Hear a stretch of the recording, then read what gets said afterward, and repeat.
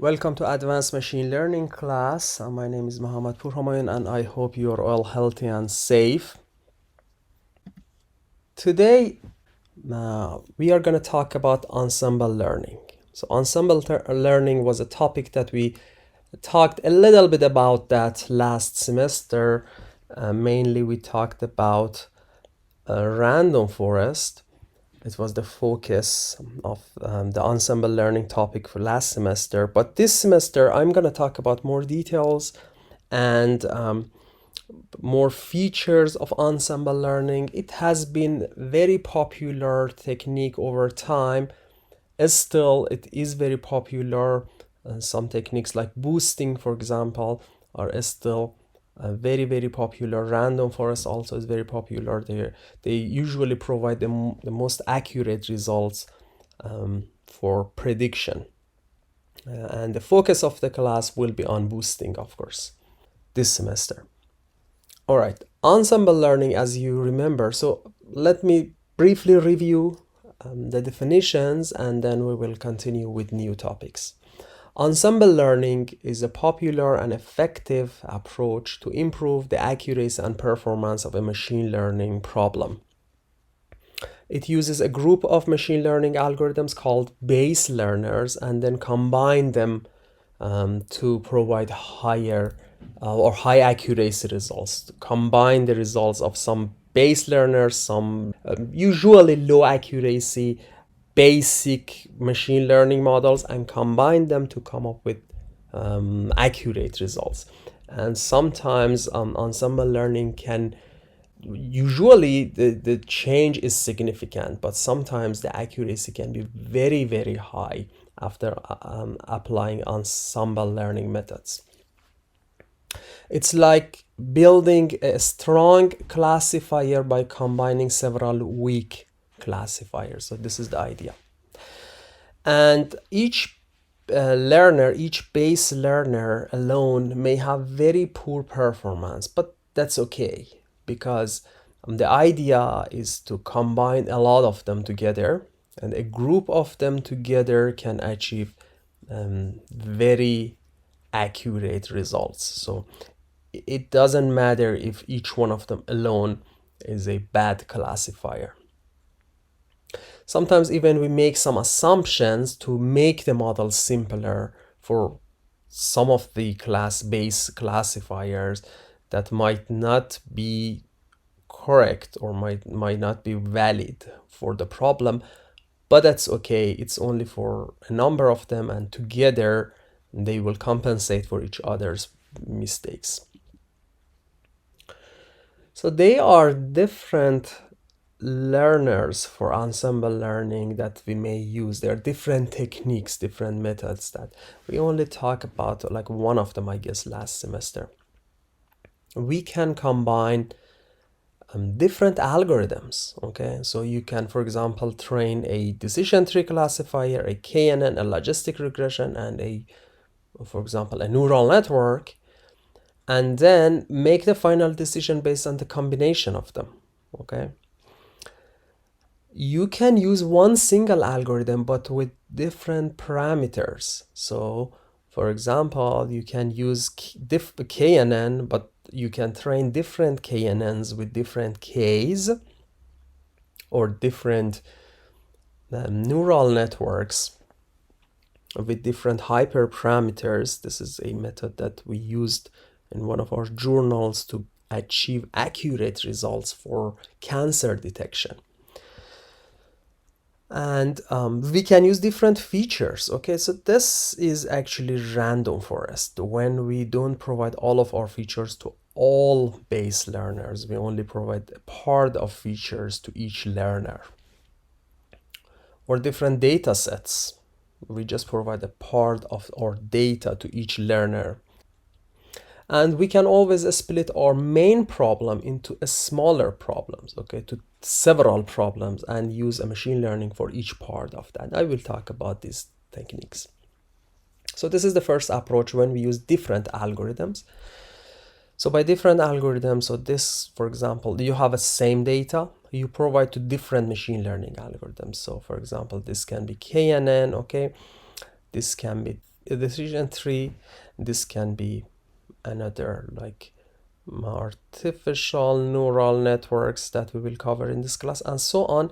Each one of them makes a decision, a prediction, and then we use a technique like, for example, voting or some other combining techniques that I'm going to talk about today to make the final decision.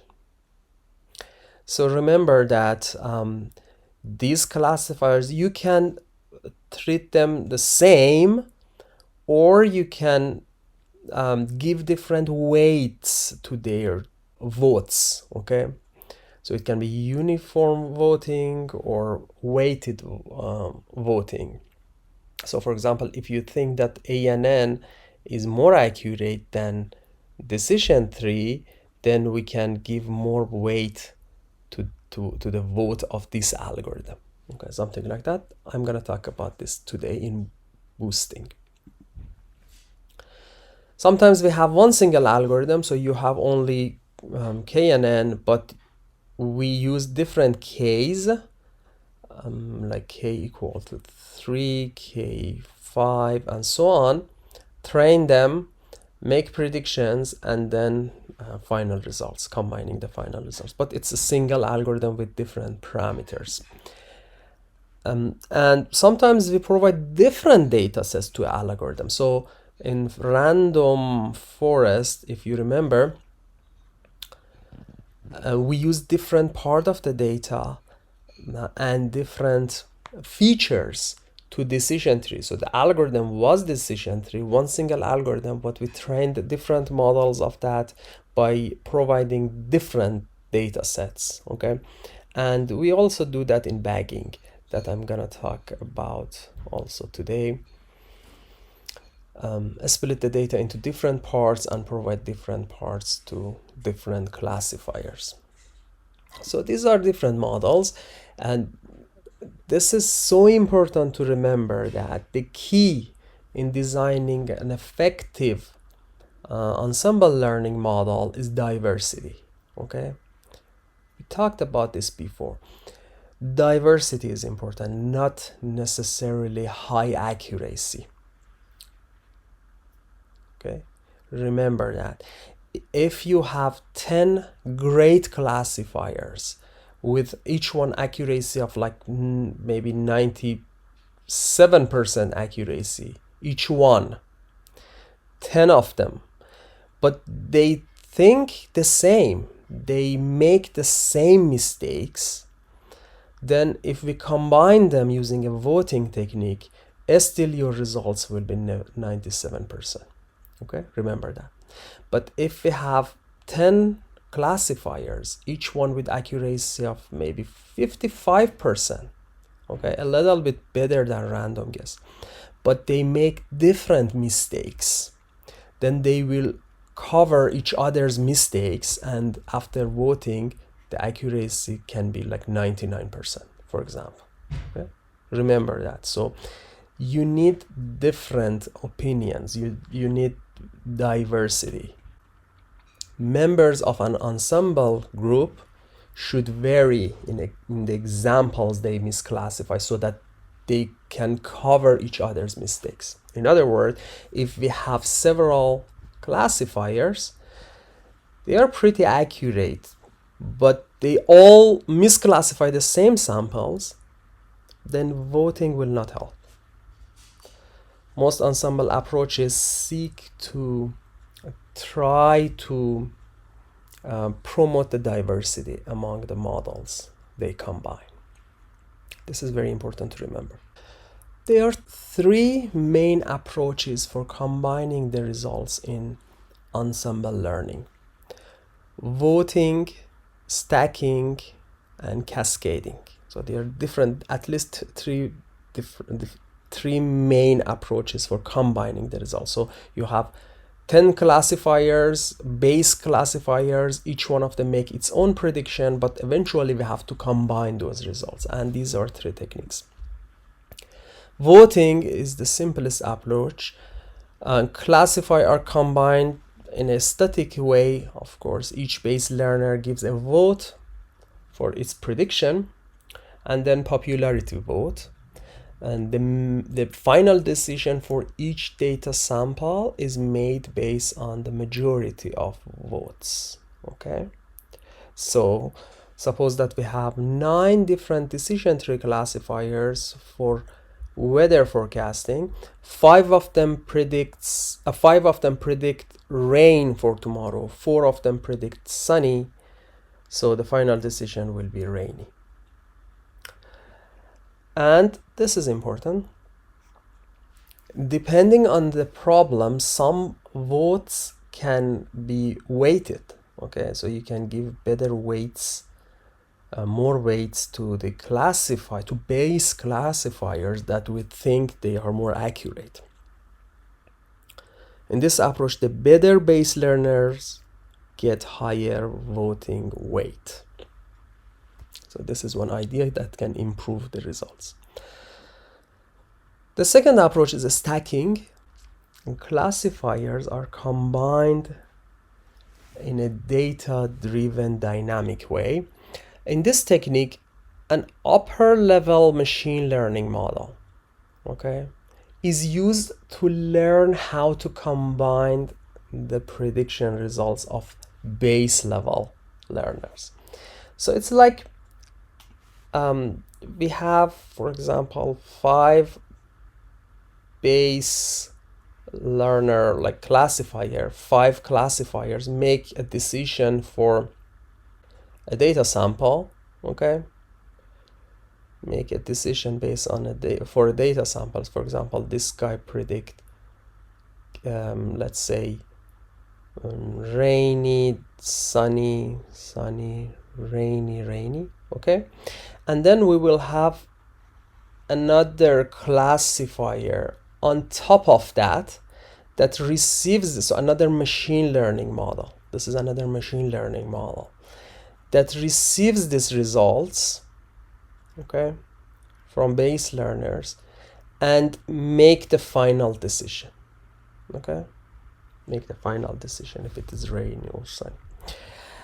And it will be data driven, so by time this upper level machine learning model will learn which one of these classifiers can make better prediction for what data, and then, for example, it can assign more or less weights to them and make their votes more important or less important in making final decision. So we have another upper level machine learning model that learns from data, and by time it makes the final decision based on the decision of lower level classifiers. So this is a very it's a very effective method, and you can manually do that too. So you can have, for example, some decision trees here and then another decision tree on top of that receives this data and make the final decision. You can make this model and train it on a data set. The third approach, so the first approach was voting, stacking, and cascading, is the third approach, which is an iterative method. It is one of the most effective techniques to combine the results in ensemble learning, and I am gonna talk a lot about it today. Classifiers are combined in an iterative way. In each iteration, the training data set is extended or modified based on the prediction results obtained in previous iterations. Okay, so I'm gonna talk about this today. And by time, it's an iterative way. By time we change our training data set that we provide to classifiers to get the best results. Okay, well, in fact, we will more focus, by time we will more focus on the problematic samples, the samples that are difficult to predict, and so over time the final results will be better. Okay, I will talk about this today. So there is a question here: why does ensemble learning work?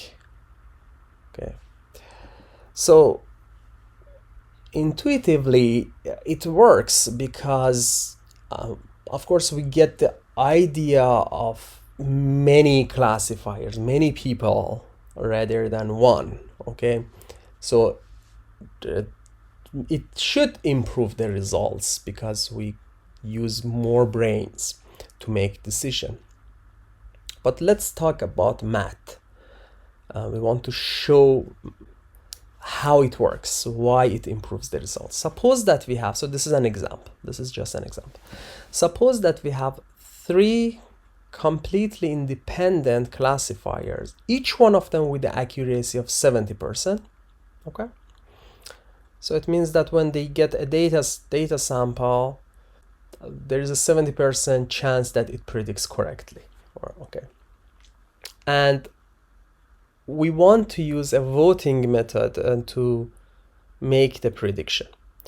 So because we have 3, okay, for a positive sample, when we use 3 classifiers to vote and make the final decision, the final decision will be positive, will be predicted positive when at least 2 out of 3 say positive, right? So the label is, for example, let's say yes or no is the data. Suppose that for one data sample, the label is yes or 1, whatever. We want to make decision based on voting, based on votes of 3 different classifiers, majority vote. So our final prediction will be yes, because this is majority vote, if at least 2 out of 3 say yes, or all 3 of them say yes, 2 of them or all 3 of them. So this will be the math, right? This will be the probability. Each one of them will, when the data sample is positive, each one of them say yes with the probability of 70%. So all 3 of them say yes, or the first 2 say yes, the third one say no, or the first one and third one say yes, the second one say no, or third one and second one say yes, the first one say no. Okay, so this is the probability. So the probability of total, the probability of predicting yes when the input sample is yes is 78%. Using 3 classifiers. Okay, so when we have only 1 classifier, the probability was 70%, but using 3 of them, the accuracy is now 78%. Okay, so this way we can see that the results are better. Okay, by combining 3 classifiers, each one accuracy of 70%, we could achieve 78%. Using voting technique. So combining 3 classifiers with the accuracy of 70% each, using just a simple voting method, can improve the accuracy to 78%. In theory, so we can add many classifiers and get the accuracy of 100%. Is this doable? So for this problem, if we use 101 independent classifiers and combine them using voting, the final accuracy will be 99.9% accuracy. So there's a question here. Why don't we do that always? Why don't we always use a lot of classifiers and use voting technique and get the accuracy of 99.9% for all of our problems? So this is a very important question, and the answer is also very important. So can we always achieve this accuracy in practice? Of course not, okay? We cannot always achieve this accuracy for every problem. The answer is that all of the things that I assumed so far was based on the independency of the classifiers. I assume that the classifiers are completely independent. That is why I could use these calculations. Okay, so when, for example, one classifier predicts with probability of p1, second one p2, and then I can multiply them and say the probability of combination joint probability will be the multiplication between them if and only if they are independent classifiers. But the fact is that they are not independent classifiers in practice. So when you have a data set and train a lot of classifiers on that, they are not completely independent. That is why this formula that I talked about is not always true. It's always true if the classifiers are completely independent from each other, but they are not.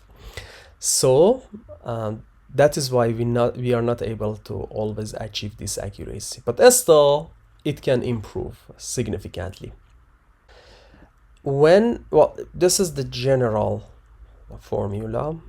You don't need to, of course, remember this equation, and this is technically binomial distribution. When the probability of x out of n independent classifiers vote correctly, you can calculate, you can put the probability, for example, 70% here, and then 1 minus 70.3, and then x out of n should say yes. So x is 2, n is 3. If you calculate that, that's the general formula. And in practice, the accuracy is usually lower than theory because the classifiers are not completely independent. But this is the main idea why it works. Advantages and disadvantages, as always, are important. The main advantages of ensemble learning: it improves the prediction performance and accuracy. It is robust to overfitting. So technically, many of the ensemble learning techniques solve the problem of overfitting. But the downside, the disadvantages of ensemble learning, the combined classifier is not so transparent, right? So it does not give us a compact representation like for example, decision tree. Okay, so this is based on the combination of several results, so it is not exactly completely transparent and clear, and it does not also give us a compact model for prediction. Okay, we should have a lot of different models and combine them and do voting and so on, but they are not a big deal. It can significantly improve the results, especially to deal with overfitting, and that's why they are very popular. The three main approaches for ensemble learning are bagging, boosting, and random forest. So random forest, we talked about this last semester. I put the slides again here. Bagging, we talked a little bit about that. We will talk more, but the focus of the class will be on boosting techniques that are very popular in machine learning. Okay, bagging or bootstrap aggregation is a popular technique, especially it's very effective in some cases, for example, reducing the overfitting problem. When we have overfitting problem, bagging is an effective technique. It was first proposed by Leo Brayman to improve the classifier's results using combination of several classifiers trained on randomly generated training data sets. Okay, we call this process bootstrapping. So if you have an original data set for training, we just use samples of that, not the whole data set for training everyone, just samples of that to training each classifier. But still, there are common samples between them because the sampling is with replacement. So here's the process. It includes 4 main steps.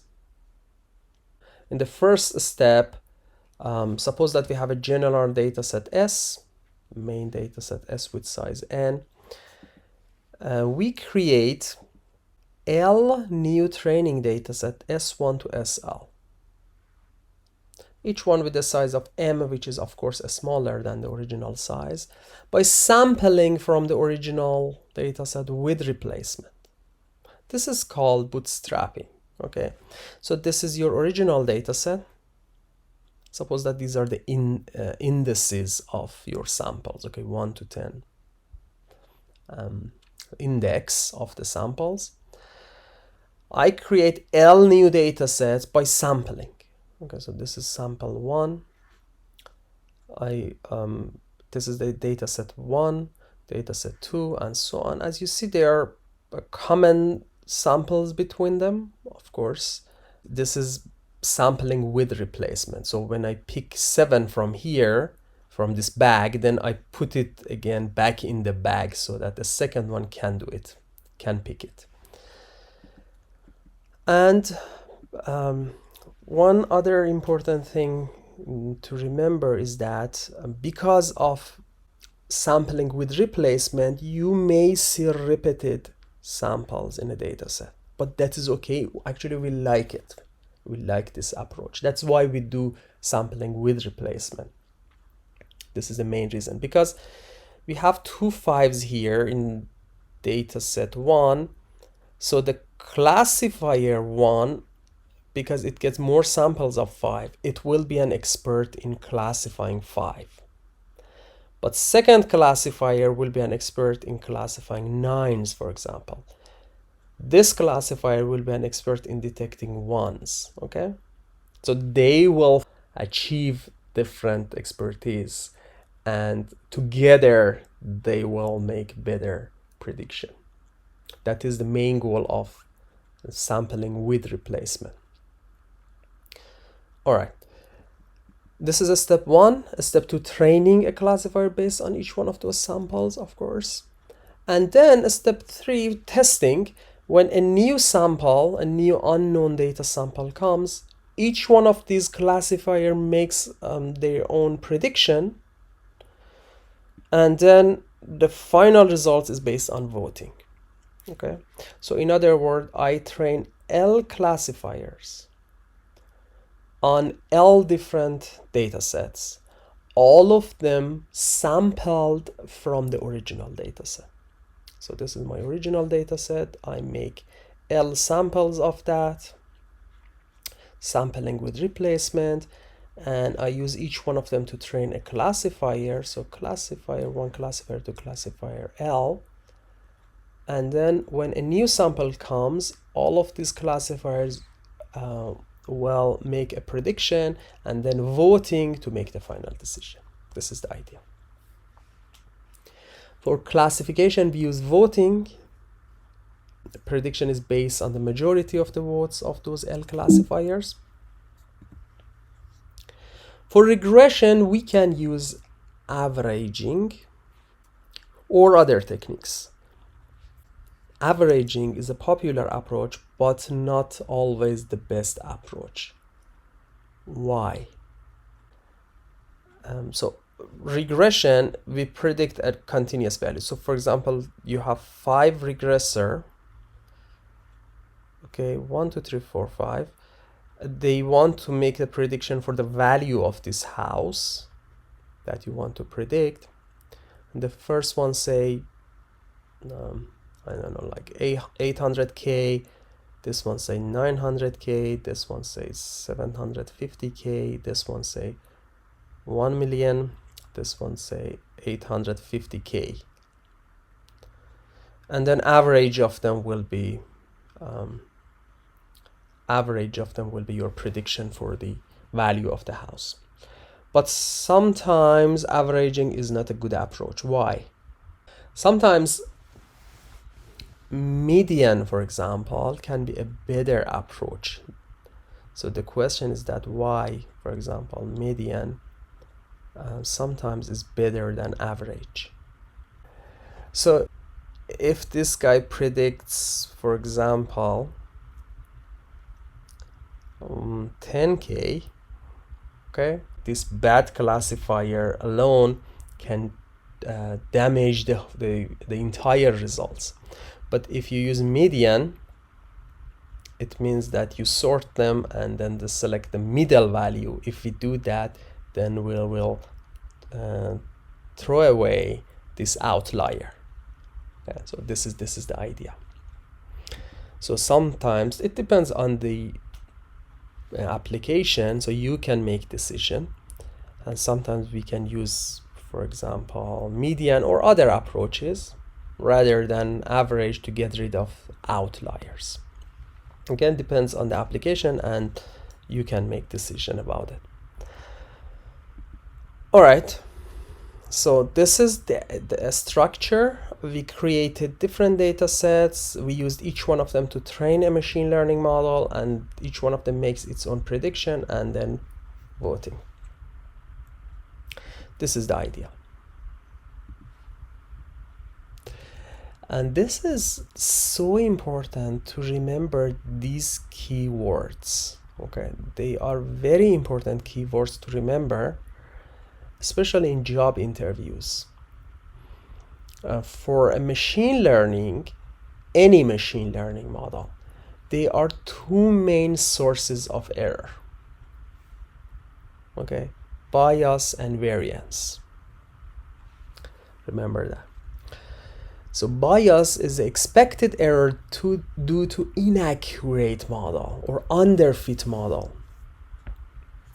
and that may cause to miss the relations between features and outputs. Okay, so when the model is underfit, you remember that we call it high bias. So bias is the first source of error. And second one is variance, when the model is overfit, or in other words, it is too sensitive. It's too sensitive, too complex, so that it can learn bad part of data. It can learn the noise, or it have a lot of fluctuation. It is very sensitive, and based on a small fluctuations in the input data, it can generate wrong outputs. So variance and bias. So variance is expected error due to the particular training sets and high sensitivity of the system to a small fluctuation. So bias is when the model is high bias is when the model is underfit, and high variance is when the model is overfit. So this is very important to remember these two keywords: high bias, high variance. These are the two main sources of error in any machine learning. And ensemble learning methods help us to solve this problem. That is why ensemble learning is so important. Bagging works because it reduces the variance. Okay, it is like voting. It's based on voting technique, right? So by getting votes of many different peoples, the sensitivity on one specific classifier will go down, because we don't make decision based on only one classifier anymore. So using bagging, we don't suffer from random errors made by a single classifiers. Thus, it is good approach to deal with overfitting. So remember that when you have overfitting problem, bagging is something that resolves that problem. This is so important. And also random forest. Remember that random forest and bagging, these two resolve the problem of overfitting because they reduce the variance. So bagging has the best performance when the learning algorithm is unstable or too sensitive or high variance. If a small changes happened to the training set, cause large changes in the prediction results. So decision tree and neural networks, especially decision tree, is one of the best candidates for bagging. And random forest also uses a idea of bagging. That is why random forest is it's a great algorithm. It's built based on decision trees. All right, so let me show you an example for regression. Okay, I want to show you how bagging can help. So for example, for a regression case, suppose that this is our data and our model is it has high variance. Okay, so we have several classifiers, we train several classifiers. So maybe one of them is like this. Okay, very high variance and overfit. All right, and then we train another classifier using the same data, and the second classifier will be maybe something like that. Okay, and then we train another classifier. Another classifier can be something like something like this, and on and on. So after training like 100 different classifiers, let me change the color of pen. After training like 100 different classifiers, then after averaging, or this is a regression case, so after averaging or median or voting for classification, like this will be the average of them. Okay, something like that, which is a pretty good classifiers. Still you can see some levels of error, but that's okay. This green one is much better than any of those red ones alone.